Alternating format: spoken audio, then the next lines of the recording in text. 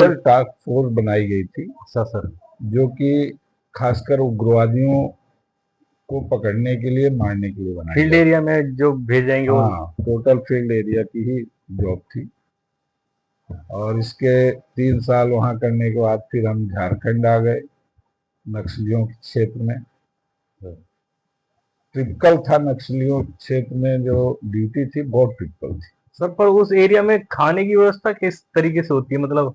वहां पे क्या था कि जब हम लोग कैंप से निकलते थे तो एक टाइम का खाना अपना लेके चलते थे सर।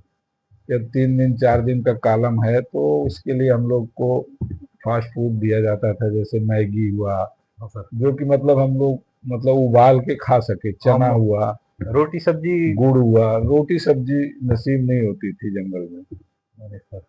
और जिस गांव में जाते थे तो गर्मी के सीजन में शरबत वगैरह मिल जाता था, जैसे मतलब बिहार। गांव वालों जिस क्षेत्र में आप जाते थे वहां सबसे लाइजनिंग भी करना पड़ता था कि? लाइजिंग नहीं करना पड़ता था, गांव वाले खुद ही फोर्स की इज्जत करते थे।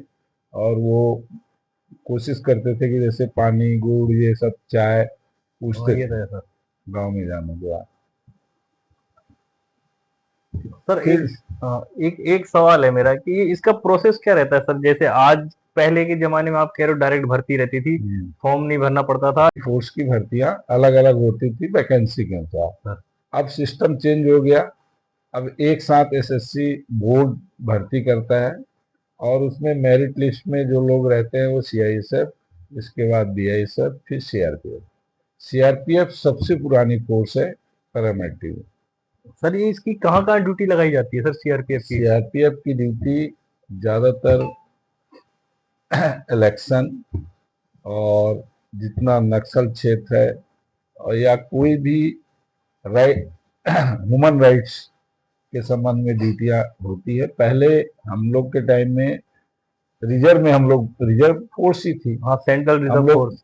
एसपी ऑफिस में जाके रिजर्व में बैठते थे। हाँ। और ऐसा कोई मतलब दंगा फसाद जो पुलिस से नहीं ना संभले। संभलता था तो उसको हम लोग संभालते थे। और सर ये था। अभी तो कई ड्यूटियां चेंज हो गई, आरओपी हो गई, नक्सल क्षेत्र में हो गया, इलेक्शन ड्यूटियां हो गई। कोई भी कांड होता है तो हर जगह सीआरपीएफ को ही वैसे। लगाया जाता हाँ है। सर ये तो है। तो सर इसकी कार्य जैसे आर्मी हो गया, आर्मी का 15 साल है, 15 साल में पेंशन चालू हो जाती है जैसे इंडियन आर्मी में रहेगा। पुलिस का 60 साल जाना पड़ता है शायद तब। नहीं, पैरामिलिट्री का और पुलिस का भी एक ही नियम है। 20 ईयर आप कर लेते हैं और 40 आपकी एज है तो रिटायरमेंट, आप वॉलंटियर रिटायरमेंट ले सकते हैं। उसमें पेंशन का कुछ? पेंशन 2004 से बंद हुआ है, सेंट्रल गवर्नमेंट ने 2004 से बंद किया है। इसके पहले जब हम लोग भर्ती हुए तो पेंशन लागू थी, हमको भी पेंशन मिल रही है हाँ अभी। सर। पेंशन 2004 से बंद हुआ है। सर जैसे आजकल के नौजवान जो रनिंग करते हैं सुबह सुबह, ये भी सीआरपीएफ में जाने की तैयारी करते हैं, तो इनको आप क्या कहना चाहेंगे? मतलब इनकी जिंदगी में क्या सुधार आएगा वहां जाने के बाद? सबसे बड़ा तो कोई भी फोर्स में भर्ती होने के बाद वो सिविल और फोर्स का एक डिसिप्लिन हो जाता है। वो हर वर्क में परफेक्ट हो जाता है। मतलब उसकी जिंदगी जीने का तरीका एक आम हाँ, नागरिक से अलग हो जाएगा। समाज में, समाज में कैसे डिसिप्लिन में रहना है, या कहीं भी कैसे, एक डिसिप्लिन मतलब उसको आ जाता है। एक सिविल का और फोर्स का सबसे बड़ा अंतर है तो डिसिप्लिन का है। सिविल में लोग कैसे भी कपड़े पहन लेते हैं, कैसे भी चल देते हैं, कैसे भी उठते हैं, बट फोर्स का आदमी एक सिस्टम और डिसिप्लिन में बन जाता है। वो उसकी पूरी लाइफ में काम आता है। सर इससे जैसे कि जो एक डिसिप्लिन में जहां आप रह रहे हो, जैसे आप अपने बटालियन में हो, तो उस टाइम तो सारे वो डिसिप्लिन वाले हैं, तो वहां आप किसी को ऑर्डर करते हो या अपना एक रूटीन में चलते हो तो सबको नॉर्मल लगता है। लेकिन जब आप सिविल लाइन में आते हो तो वहां के लोग तो मतलब जीने का तरीका उनका मतलब ऐसा ही है, कभी भी उठना कभी भी कुछ करना। तो उनके बीच आप कैसे सरवाइव करते हो? कोई रूल रेगुलेशन नहीं चलता क्योंकि गाड़ी कहीं नो एंट्री में गाड़ी चला रहे हो उसको सरवाइव करने का मतलब है खुद को चेंज करना। मतलब आपको उनके जैसा बनना पड़ेगा कि वो तो आपके जैसे नहीं हम बन उनको पाएंगे। नहीं बना सकते हैं हाँ। क्योंकि हम 9 महीने ट्रेनिंग में एक डिसिप्लिन सीख पाते हैं। और सिविल आदमी जो है उस डिसिप्लिन में नहीं ढल सकता है। हाँ, जो फोर्स, जिसके परिवार में कोई फोर्स मेंबर है, वहां जरूर डिसिप्लिन देखने को आपको मिलेगा। ये तो है सर। बट हमको चेंज होना पड़ता है, हमको उनके मुताबिक चलना पड़ेगा। मुताबिक चलना पड़ता है। ये तो है सर। लेकिन चेंज होने में दिक्कत तो आती होगी ना सर, एक टाइम लगता होगा यार नहीं, कैसे लोग हैं। चेंज में तो दिक्कत आती है। चेंज में ऐसा है कि समझौता करना पड़ता है।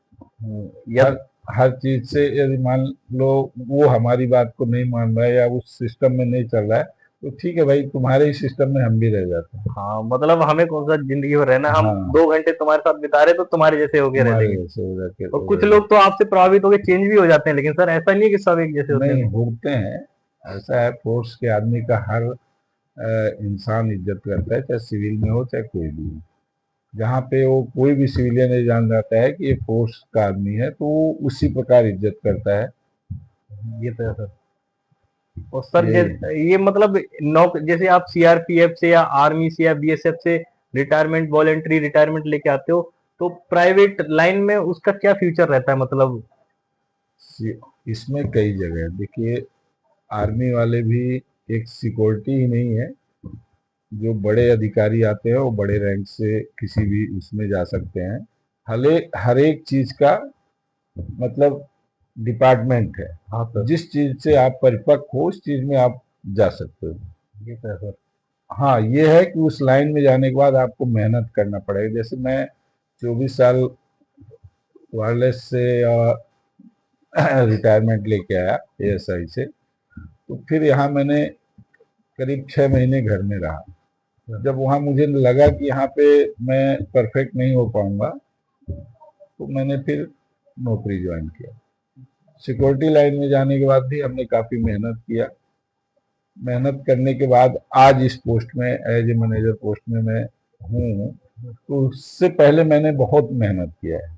तो मतलब सर फर्क बहुत ज्यादा हो जाता होगा ना सर, एक आप बॉर्डर सिक्योरिटी फोर्स में हैं, जहाँ कहीं आप चुनाव संभाल रहे हैं, चुनाव की रैलियां संभाल रहे हैं, कहीं आप जंगल में नक्सलवाद को काबू में कर रहे हैं, कहीं आप बॉर्डर में उग्रवाद को काबू में कर रहे हैं। लेकिन प्राइवेट इंडस्ट्री में सब कुछ ही अलग हो गया ना सर, यहाँ मटेरियल अलग हो गया, लोगों सब कुछ तो चेंज आता हर होगा ना एक सर। फैक्ट्री का रूल रेगुलेशन अलग होता है। वहां जाके समझना पड़ता है कि यहाँ पे क्या चल रहा है। उस हिसाब से फिर हमको उस लाइन में चेंज करना पड़ता है। अपने सिक्योरिटी को उस लाइन में ढालना पड़ता है। और जो भी जूनियर सीनियर रहते हैं, जैसा मतलब सिस्टम होता है फैक्ट्री का, उसमें जाना पड़ता है। ये तो है सर। और सर एक आजकल के दौर पे एक मानसिक बीमारी चल रही है नौजवानों में, छोटी सी भी कोई किसी चीज की वो तैयारी करते हैं, और अगर उसमें वो असफल हो जाते हैं, हार जाते हैं, तो उसको मतलब डिप्रेशन में चले जाते हैं। तो इसके लिए आप क्या कहना चाहेंगे उन नौजवानों के लिए। मेहनत करने वालों को कभी हार नहीं होती। यदि मैं या मेरे बच्चे या कोई भी, आप किसी चीज में यदि आप मेहनत कर रहे हो, एक छोटा सा उदाहरण है कि मान लो आप आईएएस का ट्रेनिंग कर लिए। सर। आईएएस में करोड़ों बच्चे बैठते हैं, हाँ सर। बट निकलते 10-5 हैं। हाँ सर, ये तो है। इसके बाद ये मन में नहीं सोचना चाहिए कि मैं आईएएस ही बनूंगा। सर। अपना लाइन चेंज कर लेना चाहिए उसको। यानी कि अपना जीवन को दूसरे उसमें ढालना चाहिए, कहीं ना कहीं वो सफल होगा। मतलब रुकना नहीं चाहिए। हाँ, रुकना नहीं चाहिए। ये मान के नहीं बैठ जाना चाहिए कि मैं इस लाइन में गया, असफल हो गया, तो मन को हारना नहीं चाहिए। सर लेकिन टूट जा रहे हैं आजकल के बच्चे, वो टूट जाते हैं, वो गलत है। उनका मनोबल मतलब ऐसा, जैसे आप लोग थे, आप लोग घर भी संभाल रहे थे, ड्यूटी भी कर रहे थे। आजकल के नौजवान जो फौज में भी चले जा रहे हैं, इस उम्र के लोग जो नई यंग एज के हैं, तो वहां जाके अगर थोड़ा ही प्रेशर आ जा रहा है फैमिली का, तो वहां उसके पीटी उस्ताद ने प्रेशर दे रखा है, तो वो परेशान हो गए। ऐसी न्यूज सुनने में आती है कि एक सिपाही ने अपने आप को गोली मार ली, परेशान होके मानसिक संतुलन खो दिया। ये ऐसे इसके पीछे क्या कहना है सर आपका। ये तो इसके बारे में क्या बोले, सर जैसा प्रेशर, जैसे प्रेशर, प्रेशर। प्रेशर से कभी हार मानना ही नहीं चाहिए। सबसे बेटर तरीका है कि यदि आपको प्रेशर आता है, किसी चीज से टेंशन है, तो आप किसी दोस्त से अपनी बात को शेयर करें जो आपका खास दोस्त है, वो आपको कुछ ना कुछ गाइडलाइन देगा। और